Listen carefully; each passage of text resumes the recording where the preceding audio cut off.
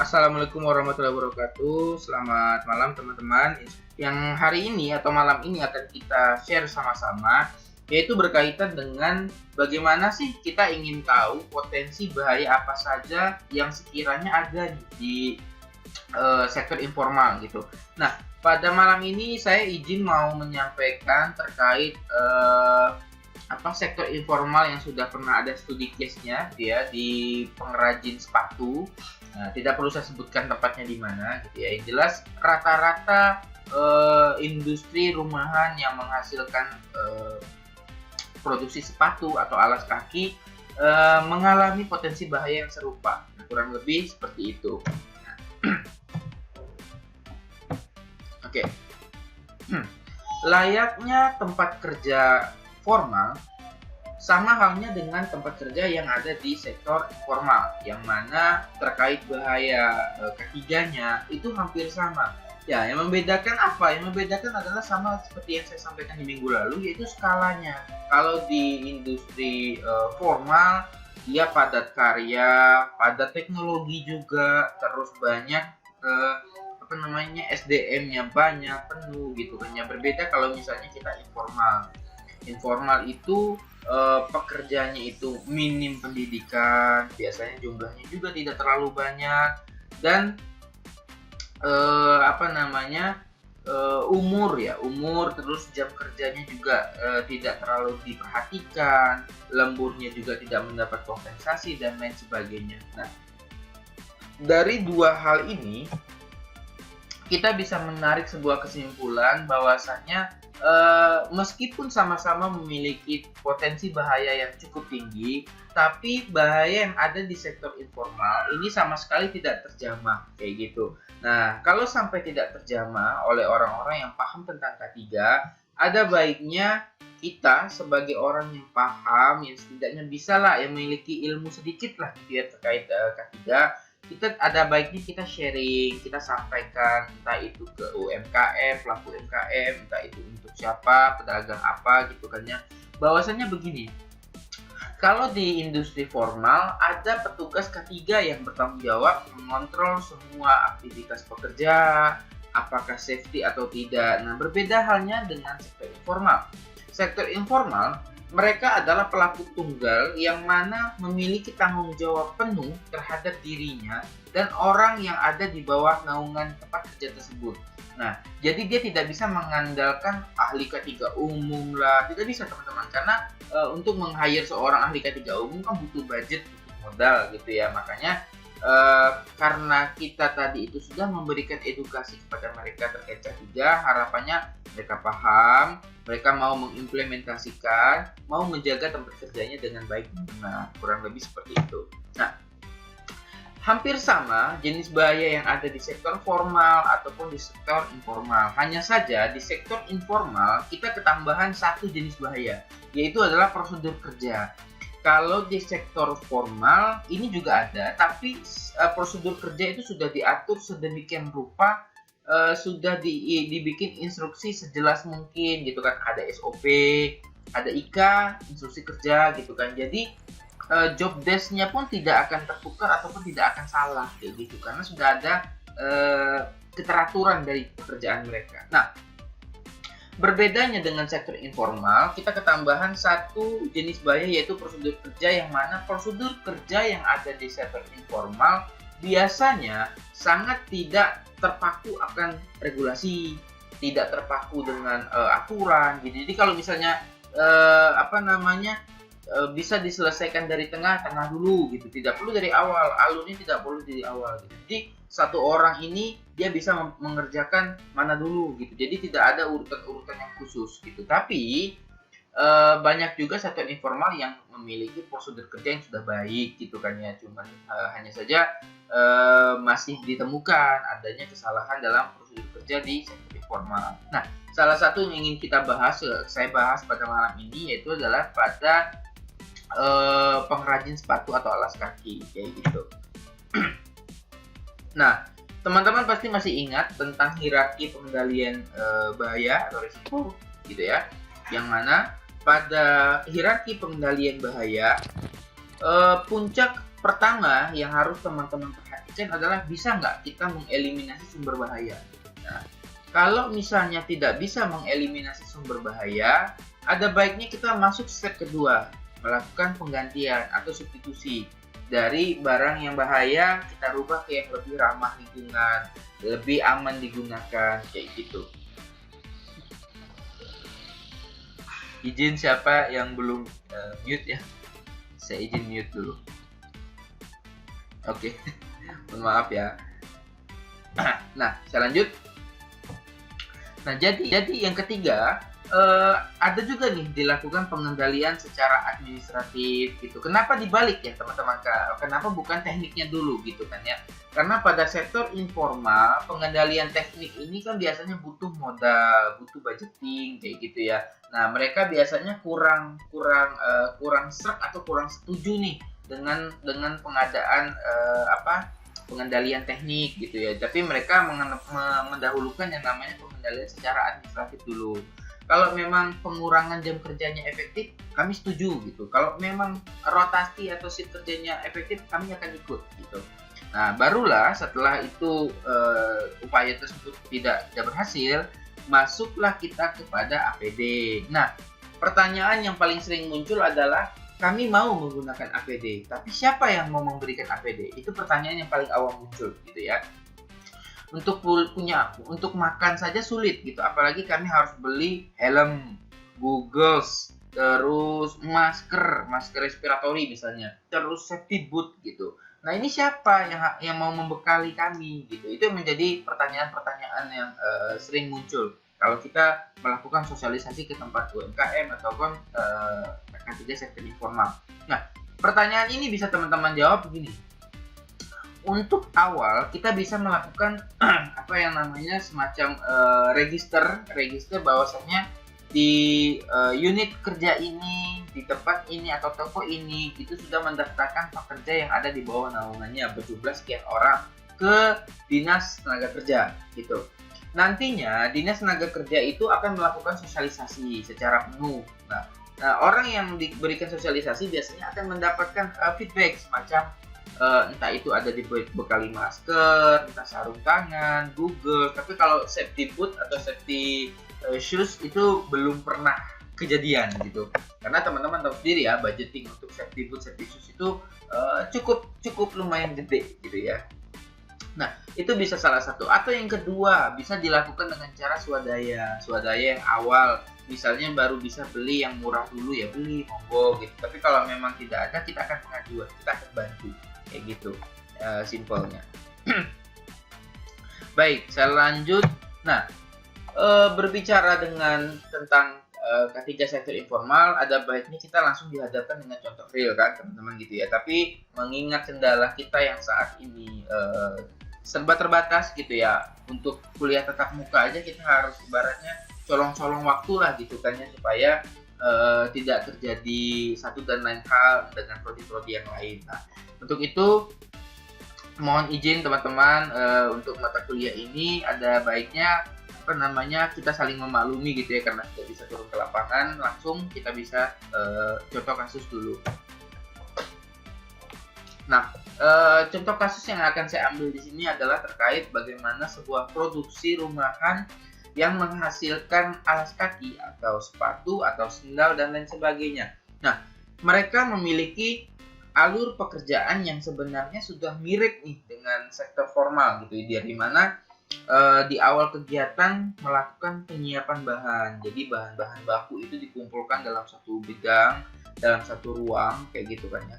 Kemudian mereka akan mulai membuat pola atau desain kayak gitu kan ya. Nah, pembuatan pola ini biasanya dilakukan secara manual. Jadi ada macam cetakannya semacam kayu ya, yang ukuran-ukuran kaki entah 40, 41, 42. Jadi dibikin pola sedemikian rupa.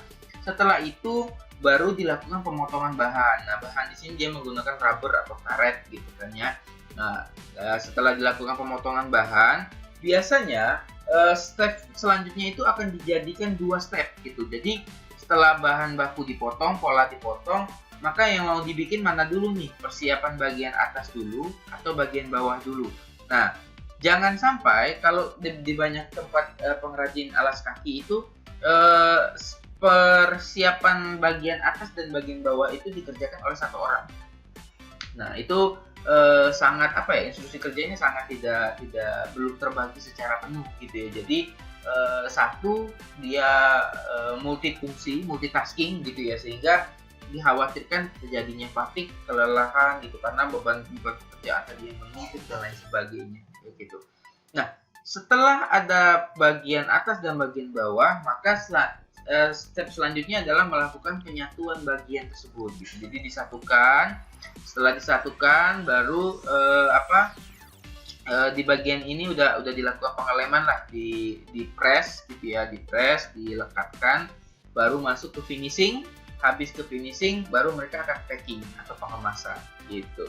Nah, yang ada di sektor K3 informal, yang ada di skala rumahan tadi gitu kan ya, karena dia itu skalanya domestik lah gitu ya, menengah ke bawah gitu kan ya, maka dapat dipastikan ada beberapa aspek atau faktor yang menjadi sebuah pemicu tekanan gitu kan ya, baik dari lingkungan kerjanya. Lingkungan kerja ini bisa fisik ya, bisa kebisingan, bisa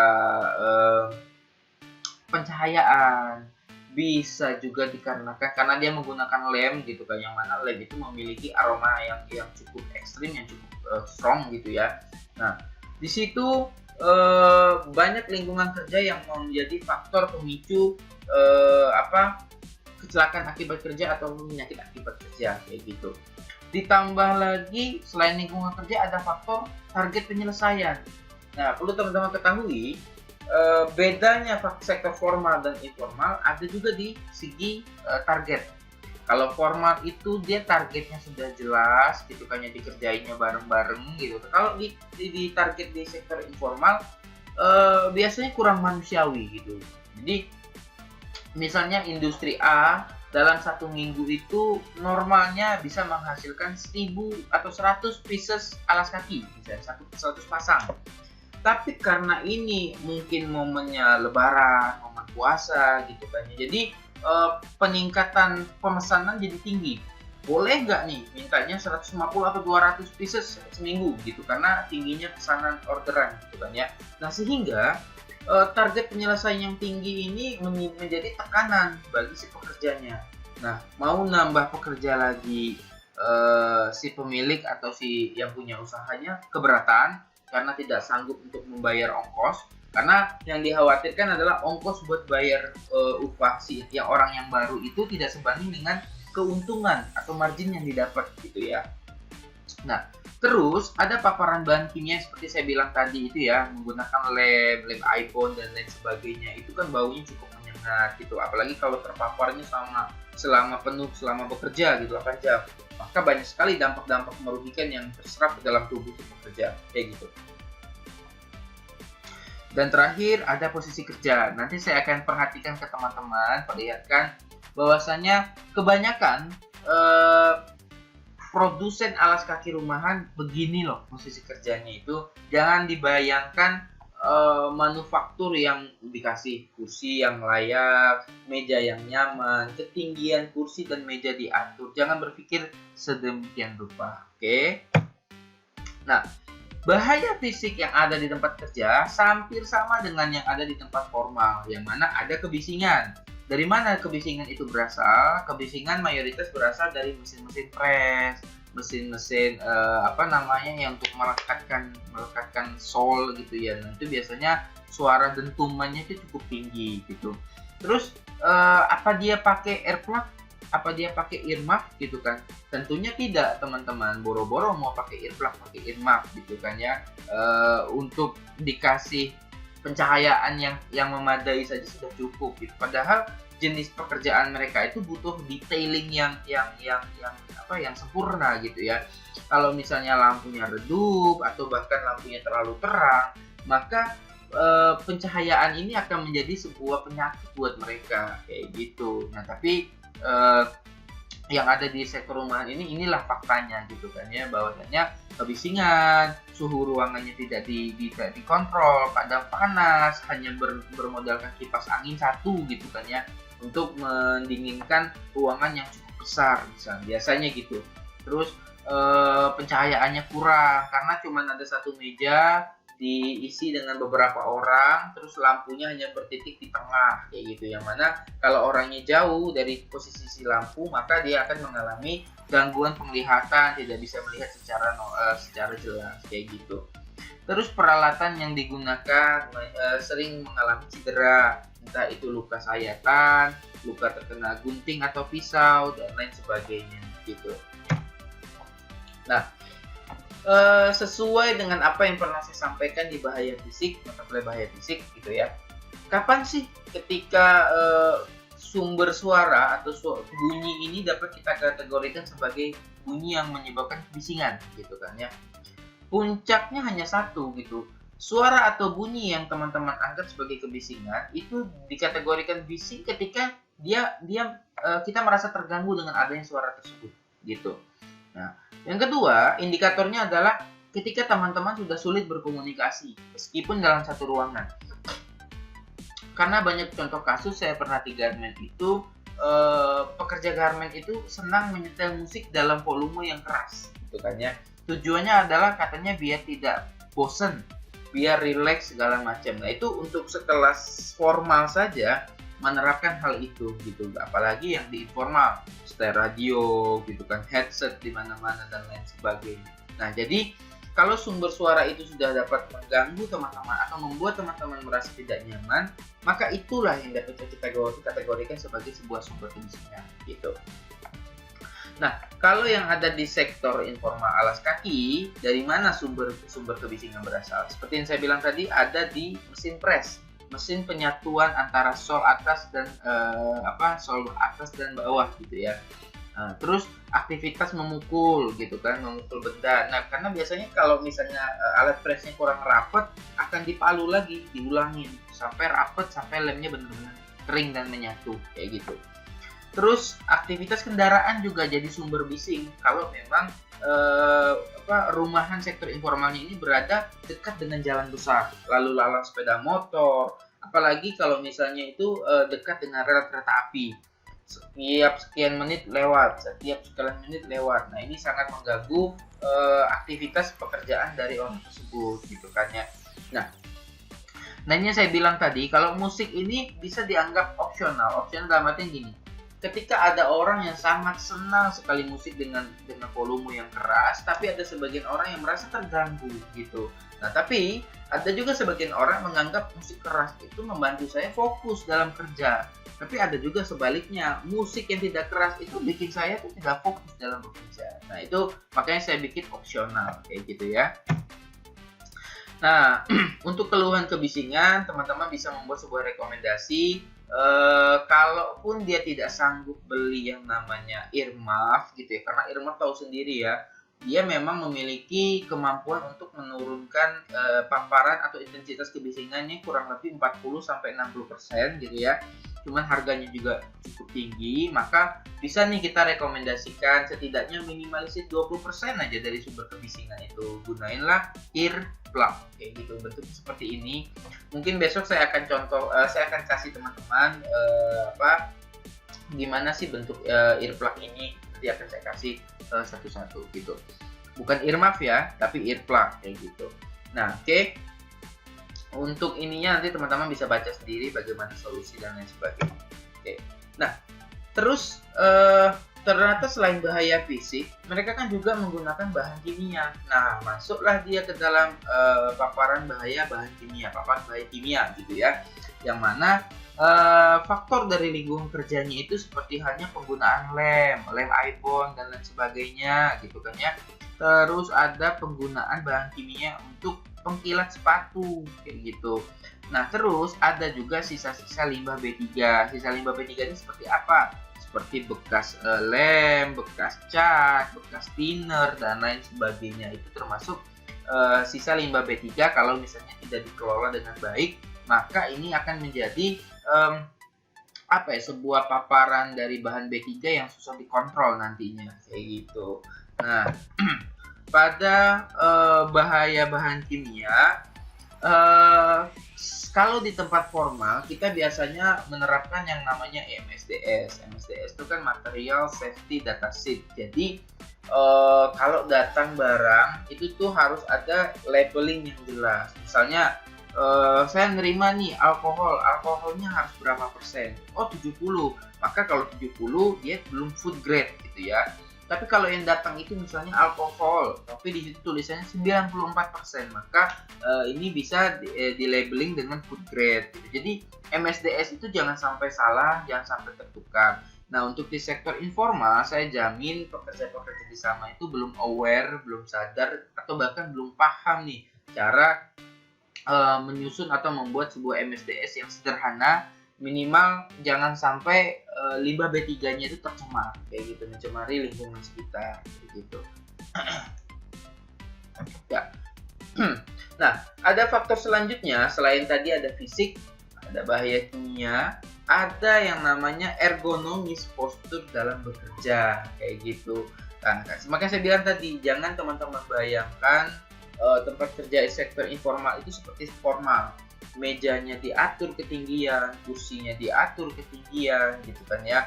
Nah, bisa dilihat dia hanya duduk berdasarkan beralaskan kaleng cat, gitu teman-teman, beralaskan kaleng cat. Mejanya juga tidak terlalu tinggi. Nah, apalagi terlihat dari pekerja yang satu ini mengalami posisi yang membungkuk gitu ya, sehingga kalau ini dibiarkan terlalu lama posisi seperti ini, maka ada beberapa keluhan. Satu adalah muskuloskeletal gitu ya, ada keluhan tulang belakang di sini. Kedua adalah nyeri sendi di bagian pundak dan tulang leher, maka akan ikut tertarik kayak gitu. Belum lagi kalau misalnya dia duduk tanpa alas, misalnya ya, duduk tanpa alas yang empuk gitu, maka di bagian bawah pantatnya atau bokongnya itu juga akan mudah kesemutan dan lain sebagainya, kayak gitu. Hal ini dikarenakan pekerjaan ngelem sepatu atau menjahit sepatu itu kan butuh waktu yang tidak sebentar. Dengan posisi kita harus fokus, kita harus jeli mengarahkan tangan kita ini untuk bisa tidak meleset ke alat yang mau kita kerjain, kayak gitu. Maka jenis pekerjaan yang butuh ketelitian seperti ini tuh harusnya diikutkan dengan kerja yang ergonomis, terus pencahayaannya ergonomis, kayak gitu, sehingga tidak terjadinya yang namanya kecelakaan akibat kerja atau penyakit akibat kerja, kayak gitu. Kalau sudah bekerja seperti ini, dapat dipastikan bahwasanya pekerja akan mudah mengalami yang namanya fatigue atau kelelahan. Nah, kalau teman-teman tertarik pengen ngambil judul ini nantinya, boleh teman-teman bisa kembangkan lagi tentang fatigue, atau tentang posisi kerja yang monoton, atau tentang MSDS, muskuloskeletal gitu kan, dan lain sebagainya. Silakan cari referensi sebanyak mungkin untuk memperkaya wawasan teman-teman, kayak gitu. Nah, posisi kerja duduk itu sejatinya memang nyaman gitu ya. Hanya saja kalau kita bekerja dengan posisi duduk yang terlalu lama, itu juga akan menjadi sebuah keluhan gitu kan ya. Mudah tidak nyaman gitu kan ya, suka geser kanan, geser kiri gitu. Karena apa? Karena posisi kerja duduk ini kan seluruh tumpuan berat badan kita itu sedang ditumpu di bokong dan tulang belakang kita gitu kan ya. Ditambah kalau misalnya kursinya pendek, maka tumpuan kaki menjadi tidak ada gunanya, kayak gitu. Sehingga solusinya adalah kita merekomendasikan untuk sediakan kursi atau bangku yang tingginya sesuai. Janganlah digunain saling cat yang bekas tadi gitu, karena kan itu sejatinya bukan tempat duduk gitu ya, itu urgensi dari si pekerjanya, kurang lebih seperti itu. Nah, terus pilih permukaan tempat duduk yang sekiranya sekiranya nyaman lah gitu, bikin comfortable gitu ya, bikin nyaman si pekerjanya. Mungkin kalau dia merasa bidangnya terlalu keras, maka agar empuk dialasi bantal atau lain sebagainya gitu. Dan jangan lupa kalau dalam posisi kerjanya itu lama, butuh waktu yang lama, maka kasih kursi yang dia tuh memiliki sandaran, karena ini menjaga adanya cedera pada punggung belakang si pekerja tersebut. Oke, nah kurang lebih seperti itu yang secara teori yang bisa saya sampaikan gitu ya teman-teman ya.